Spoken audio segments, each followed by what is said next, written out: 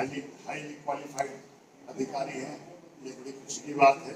Conception में उस हिसाब से आप बहुत ज़्यादा क्लियर होंगे। तो हम लोग एक अपनी समस्याएं रखना चाहते हैं, उसमें टाइम लगेगा एक डेढ़।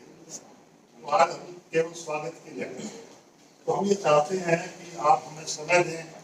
उस दिन हम एक वृक्षारोपण भी आपके हाथ से कराएं और समस्याएं भी रखें। अभिनंदन भी आपका कर सकते। अटल जी आज जिलाधिकारी महोदय के यहाँ आए हैं, तो क्या ऐसे खास वजह रही है, क्या किस मुद्दों को लेकर आए? हम सभी यहाँ लोकतंत्र सेनानी हैं। जिस समय इंदिरा गांधी ने आपातकाल लगाया था, उस समय हम सब लोगों को जेलों में डाल दिया गया था।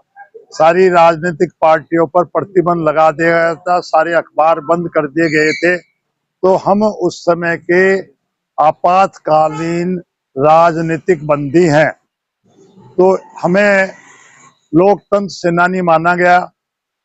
सादर मुख्यमंत्री मुलायम सिंह जी ने हम सबको लोकतंत्र सेनानी घोषित किया था अपने मुख्यमंत्री काल में, और कुछ सुविधाएं घोषित की गई थी। वो सुविधाएं आज की सरकार ने भी हमको घोषित की हैं। उदाहरण के लिए जिला चिकित्सालय में अस्पताल की सारी सुविधाएं दी जाएंगी। अगर कोई दवाई नहीं है बाहर से खरीद कर देंगे। इसके साथ साथ हमें आयुष्मान कार्ड दिया जाएगा। तो न तो आज तक आयुष्मान कार्ड बना है, न जिला चिकित्सालय की सुविधाएं दी गई हैं। इसी भांति जो रोडवेज के अंदर एसी बस की भी निःशुल्क फ्री बैठकर जाने की सुविधा दी गई थी, वो भी इम्प्लीमेंट नहीं हो रहा है उसका। कहीं भी कंडक्टर बदतमीजी करते हैं, सीट के ऊपर लिखा नहीं गया लोकतंत्र सेनानी सुविधा। इसी भांति जिला कार्यालय में, जिलाधिकारी कार्यालय में, पुलिस कार्यालय में हर जगह लोकतंत्र सेनानियों के साथ भेदभाव हो रहा है। हमारी मांग है लोकतंत्र सेनानी इस शासन का और पहले भी शासन के खंबे रहे हैं। जन सुविधाओं के लिए हम मांग उठाते आए हैं, उठाते रहेंगे। तो हमारी मांग है लोकतंत्र सेनानियों का सम्मान किया जाना चाहिए और केंद्रीय लोकतंत्र सेनानी की सुविधा दी जानी चाहिए। अटल जी आप डीएम साहब से मिले तो कोई आश्वासन मिला आपको? डीएम साहब को हमने कहा हमारे एक हम सम्मेलन कर रहे हैं, जो तारीख आपको सुविधाजनक लगे उसके लिए हमें समय दे दीजिए। उन्होंने कहा अभी मैं एक हफ्ते के अंदर कोई तारीख आपको दूंगा और यही जिला कार्यालय में बुलाकर आपकी सारी समस्या सुनूंगा।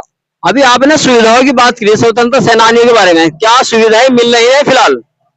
अभी तो कुछ भी नहीं मिल रही। कहाँ उपेक्षा हो रही है, किस तरह की उपेक्षा हो रही है फिलहाल जी? कहाँ उपेक्षा हो रही है, किस तरह की? चिकित्सा सुविधा नहीं मिल रही। सेनानी की कोई मृत्यु होती है, उसको राज्य सम्मान दिया जाता है, अक्सर वो भी सम्मान नहीं दिया जा रहा, पहुंच ही नहीं पाता अधिकारी वहां तक।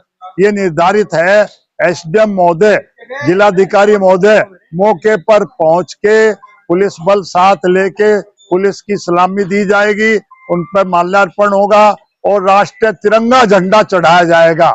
लेकिन इम्प्लीमेंट नहीं हो रहा हमारे जिले में भी और दूसरे जिलों में भी। यहाँ हमारे जनपद सहारनपुर में लगभग कितने स्वतंत्र सेनानी है फिलहाल? लगभग 80 सेनानी अभी जीवित हैं। लगभग 125 सेनानी 2 साल पहले थे। दवाइयों के अभाव में, पैसे के अभाव में, मुफलिसी की दौर में जी रहे हैं। आज बहुत से सेनानियों के पास रोटी खाने का भी साधन नहीं है, उनको मामूली पेंशन दी जाती है। एमएलए, एमपी सबकी पेंशन बढ़ चुकी है। स्वतंत्रता सेनानियों की ओर, लोकतंत्र सेनानियों की ओर किसी का ध्यान नहीं है। हम बहुत बार मांग कर चुके हैं, मुख्यमंत्री जी भी ये कह चुके हैं उनकी सुविधाओं में वृद्धि होगी, लेकिन अभी तक कोई वृद्धि नहीं हुई। अटल जी ये स्वतंत्र सेनानियों के लिए मांग आप पहले भी कहाँ उठा चुके हैं? हर स्तर पर मांग उठाई जा रही है, पूरे देश में, राष्ट्रीय स्तर पर, पूरे प्रदेश में, लखनऊ स्तर पर और जिलाधिकारी के माध्यम से हम हर महीने एक मांग पत्र देते हैं। लेकिन वो मांग पत्र भी हमारे कहीं नहीं पहुंच रहे हैं।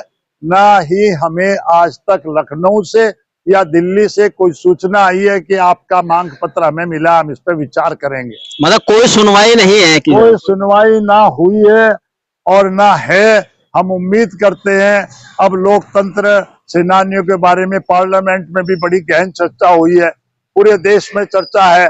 योगी जी भी उनके प्रति बड़ी सहानुभूति रखते हैं। प्रदेश और देश और विरोधी दलों ने भी, अखिलेश ने भी ये कहा 1 लाख रुपए महीना इनको मुआवजा दिया जाना चाहिए। इन्होंने अपना जीवन खराब किया। हमारे कारण ही ये सब लोग आज सत्तासीन हैं। हम मांग करते हैं इनको पुनः इस बात पे विचार करके स्वतंत्रता सेनानियों का, लोकतंत्र सेनानियों का सम्मान किया जाना चाहिए। अच्छा, अगर यहाँ बातें नहीं मानी जाती तो आपका अगला कदम क्या होगा? फिर कैसे कदम उठाएंगे आप? हमारा अगला कदम ये होगा, हम यहाँ पर धरना कर रखेंगे, भूख हड़ताल करेंगे और मरना तो है ही। सरकार को ज्ञापन देते हुए मर जाएंगे। यहाँ तो पानी भी पीने की व्यवस्था नहीं है जिला कार्यालय में। कल परसों यहाँ हमारा धरना था तो कई लोग बेहोशी की हालत में आ गए थे, बुरा हाल उनका हो गया था।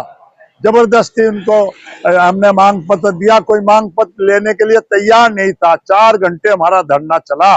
4 घंटे के अंदर जो जिले के प्रमुख हैं उनका ट्रांसफर हो गया था। हमने कहा था भाई या तो वही लें या उनके उत्तराधिकारी अथवा जिनको चार्ज दिया जा रहा है वो हमारा ज्ञापन लें।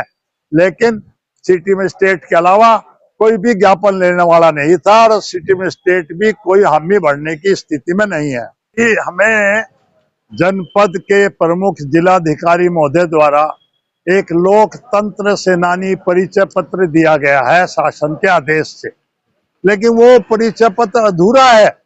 उसमें न तो ये लिखा गया आपको रोडवेज की बस में बैठने का अधिकार है, न ही उसमें ये लिखा गया है कि आप हॉस्पिटल में आपको चिकित्सा सुविधा निःशुल्क मिलेगी, न ये लिखा गया है किसी कार्यालय में आप जाएंगे सम्मान के साथ आपके साथ व्यवहार किया जाएगा, आपको कुर्सी पे बैठाया जाएगा। ये सारे 75 साल से ऊपर की आयु के हैं, जो उस समय नौजवान थे, जिनकी शादी हुई थी, ये वो लोग हैं। 1975 में इनकी सब शादी हुई थी, उससे ऊपर वाले तो चलने में भी बेचारे असमर्थ हैं। तो ये कार्ड भी रद्द करके नया कार्ड बनना चाहिए जिसमें सारी सुविधाओं का उल्लेख होना चाहिए।